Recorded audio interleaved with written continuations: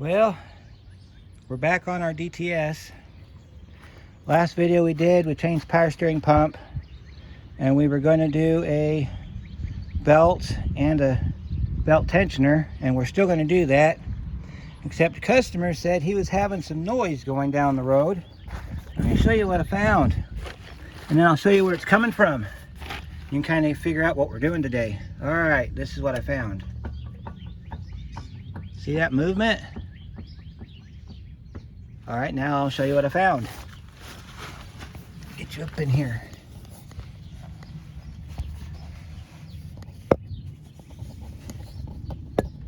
And we back it up a little bit so you can get a better view here. I don't know if you can see it with that arm in the way there. Let me see. Probably show you better when we get to it, but rock that back and forth. There we go, it's over there. See that movement? That movement is the tie rod end. So that's what we're going to be doing today. Tie rod ends on this 07 DTS. Okay, I've already done the driver's side. The driver's side had to be done. Nowhere near as bad as this passenger side though. So I brought you along for the fun one, because I know that's what you've come to expect. So we're going to get us framed in so we can start off by getting this wheel off, which is going to stay off for the next two videos. So don't expect to see this coming back together anytime soon. Get our screwdriver and get our cap popped off here. Alright, make sure our jack's up high enough where we can rotate the wheel. Now if you're working on concrete or any solid ground, make sure you put a jack stand in the back. So I've got a 2x6 underneath my jack to hold it from sinking, and periodically I will be checking to make sure that everything's good. So these are 19s, so see if we can get those busted loose real quick and then we'll get going. All right, here's our 7/8 wrench. We're gonna get this broke free first, which should come off pretty easily if it's been replaced. So we might have to get in the position here and do some pull on it, get it to come free. Come in from behind the control arm there. It don't want to come loose, so we're gonna have to smack it with a hammer. So we'll get it in this direction here and we'll try pulling on it again. Oh my goodness. All right, let me break this loose and I'll be right back.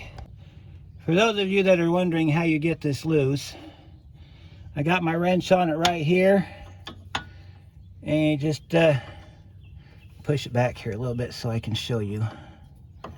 Because I already got it broke loose, but we're gonna tighten it back up just a little bit so I can show you. First thing you want to do is you want to pull this all the way over so you get the slack out of the knuckle down here on the tie rod end. Then you take your hammer, you hit it down low right here on the lowest part of your wrench, pulling back on it from on the top of the handle. See, let me show you where my hand is. See where my hand is up there, holding the end of the wrench? You're doing that for stability. Then you take your hammer, break it loose. Might have to hit it a few times, but you'll get it. In case you're like, well, he never shows us anything. Well, I just showed you something, so you're welcome.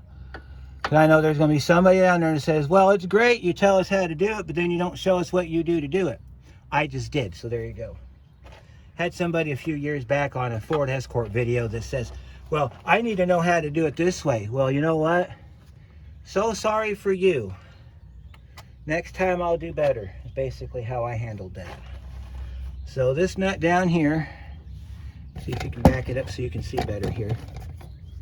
This nut right here is where we're going after it next. If you want to lube that up with some PB Blaster or something, be my guest.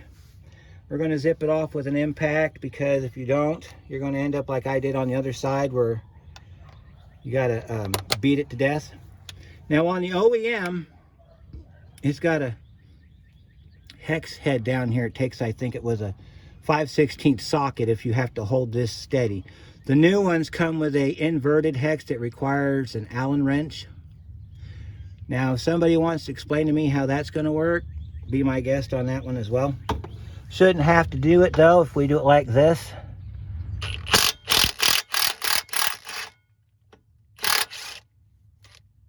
Comes right off. Wish the other side was that way. See, this is one of them this is a lock nut. See, can you see the lock in the middle of it there? The lock nut. Works great, except for when you have to change it. And the other side was already falling out of the knuckle, but we'll pop it on this side. You want to put your nut back on if you're going to do this. That way you don't mushroom out the end. Because otherwise you're taking your cutting tool and you're cutting the end of the thing off here. We're going to try this 2 different ways. We're going to smack it up with this. If that don't work, I'll get my pickle fork over here and we'll bust it out with the pickle fork. So sometimes people say if you knock it like this on the end, it'll pop it loose. Well, it's not working today, so let's go get the pickle fork. I'll show you how we do it with the pickle fork.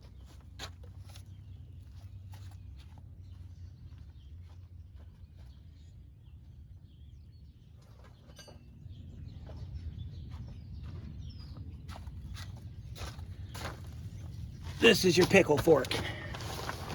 All right, so you're going to put this in under the boot as close to the bottom as you can. You may have to tap it in to get it started. Then you tap it in.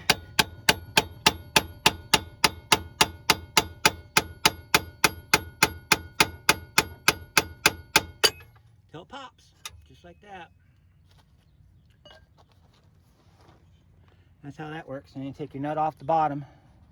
Actually, you don't want to do that just yet. You want to make sure your tie rod end is going to roll, because the other side was solid. It was frozen solid. So take our nut back off. All right, and all right, so here's our tie rod end. You see how it's positioned. We got our nut backed back here, so we're going to leave that alone for right now. We're going to count the turns. Let me show you what one turn is like. So we got, pull it over here out of the way so you can get an actual rotation on it, and you rotate it 1 full turn. That's 1 full turn. Every time that sticks up, that's 1 full turn. So there's 1, 2, 3, 4, 5, 6, 7, 8, 9, 10, 11, 12, 13, 14, 15, 16, 17, 18, 19, 20. You want to wiggle it a little bit. You can feel it's getting ready to come off. That's 20, 20 and a half, 21. Okay, rotate it some more. There's 22. 22 full turns took that off. And that's what it looks like if you don't grease your ball joints, everybody. That is why we're in here. It rusted out, and it's just no good. And that's the hex end I was telling you about. You could put an Allen wrench in there if this thing started to spin, which I'm surprised it didn't spin, but... All right, so we got 21 turns.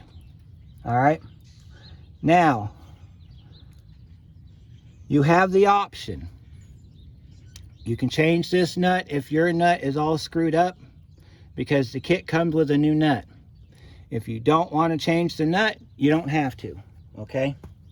Since this nut moves freely and I had no issues getting it loose, we're going to keep it.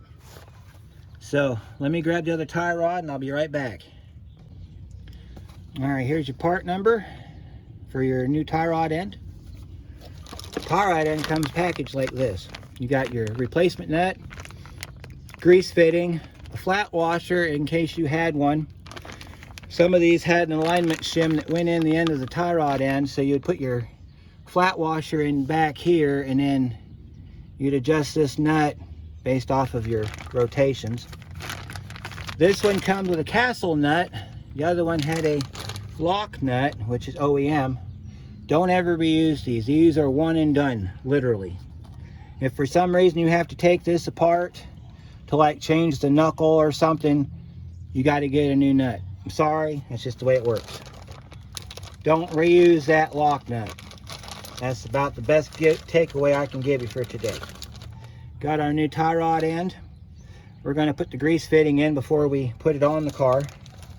We've got our little kit that comes with our stuff here for our tie rod end. We've got a dog barking in the background, just ignore that. Usually got something going on in this neighborhood. Thankfully one day I will have a shop, an actual building, and then you'll never hear that noise again, thank goodness.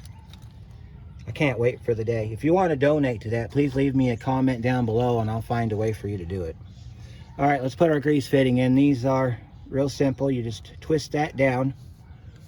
The 8mm wrench, you can use a socket if you've got one, but I'm just going to use my wrench. Spin it down till it stops.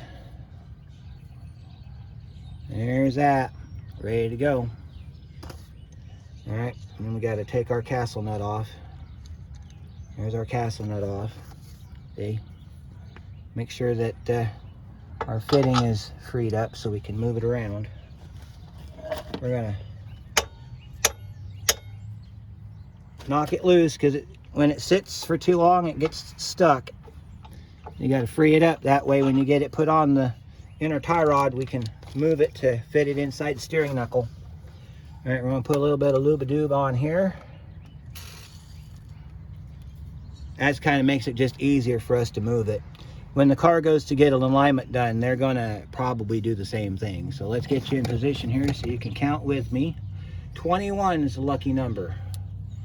So first thing we gotta do is we gotta get this thing set up. We gotta find our locking thread.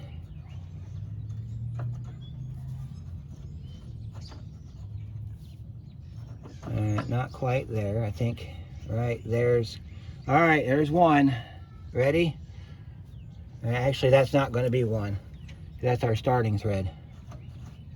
1, 2, 3, 4, 5, 6, 7, 8, 9, 10, 11, 12, 13, 14, 15, 16, 17, 18, 19, 20, 21.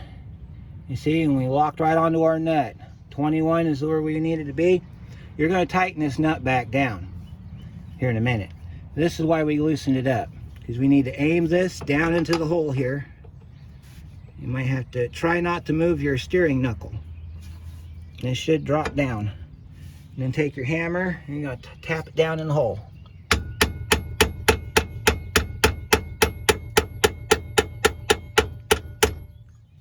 Might have to rotate your steering gear a little bit here. There you go. The next thing we got to do is we got to put that lock nut on. So this is how we're going to do it. We're going to confirm that it's an 18mm, and it is. We're going to turn our impact on to forward motion. We're going to start this by hand like we do everything else. We're going to get it started, and then we're going to zip it up, and we're going to ug-a-dug a couple times, and then we're going to show you what we do next. All right. Now this is where an 18mm socket on a ratchet would come in handy, because what we got to do now, there is a torque value for this. I believe it's 40 to 60 foot-pounds. What we got to do is we got to locate our pinhole.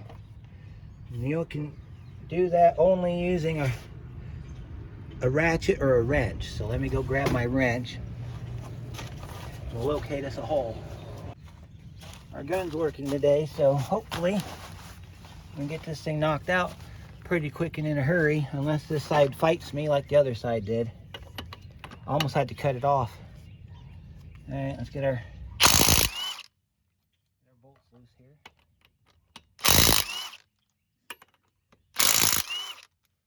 Make sure when you get done doing this job, you go back and torque these wheels to 100 foot-pounds. That way you don't lose your wheel down the highway.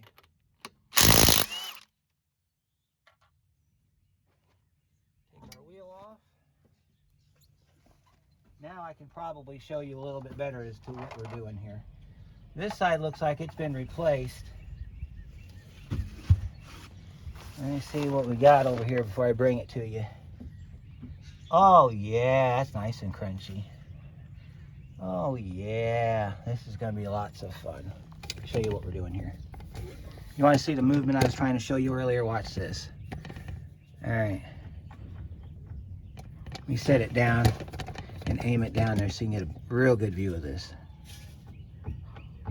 See that? This has been replaced because the OEM does not have a grease fitting on it. So this was changed, but then nobody greased it, because if you look here, this is exactly how you get it out of the box. This thing has never seen grease, and now you wonder why it's failed already. You have to grease these, people. The only ones you don't grease are the ones that don't come with the fitting on top. If it comes with a fitting on top, you have to grease it. That's just how it goes. All right, so we got to get this out of here. So first thing we need to do is we need to break this nut loose. And on the other side, it was a 7/8 or a 22 millimeter, depending on which one you have. Oh, this is going to be fun. Anyway, something else. Get that broke loose. We're going to pull up on this side. On the driver's side, you push down. So we're going to pull up on this side, get this nut broke free, which if this has been replaced, it should come off pretty easily. And then that nut down here is an 18 millimeter. And you want to zip that off with an impact. So let me go get some tools and we'll get this thing going. All right, so we got our 18 millimeter wrench. All right, so what we got to do now, see if I can get you down in there where you can see what I'm doing here. Well, I'll show you this way. I'll take it off the thing here and I'll show you here. All right, and if you've done tie rod ends before, you know, right there's our nut for our cotter pin, or our locator for our cotter pin. So what we need to do is we need to turn our wrench just ever so slightly, because it looks like we're just about on it. So we need to rotate our wrench just a little bit. Put you up here on the back on the pod so you can kind of see how we do this. Just got to easy does it. Just a little bit. A little bit more. Might be easier if you turn your wrench upward like that, so you got a little bit easier pull on it, and then you kind of pull it just a little bit. And just kind of keep looking at it, you give it just a little bit, and you look at it again. Our hole's lined up, and I'll show you what it looks like when your hole's lined up. All right, see, that's what it looks like when your hole's lined up, and your camera will focus. And there's my 2x6 I was telling you about earlier. So, and then you take your cotter pin. You can put it in the front or the back, doesn't matter, whichever way is easiest for you. Slide it in the hole. Reach around the back and pry your ends down like this. See that? You can tie them both down, or you can tie one down. You can put them on the side of each other. The only goal here is that this cotter pin does not come out, and this cotter pin should have probably been shoved a little bit better. All right, yeah. That's the main goal of that cotter pin, is to keep that from falling out. We got enough torque on it. I'm not going to torque it down. All right, now we're going to grease this. So this is when you become a Starbucks barista. You'll understand it in just a second. We got to do some pumping. So, got our grease gun right here. It's been a while since you've seen this old guy here. So, got your tie rod end sitting straight up and down. Make sure it's staying straight up and down. All right. And this is when you start pumping.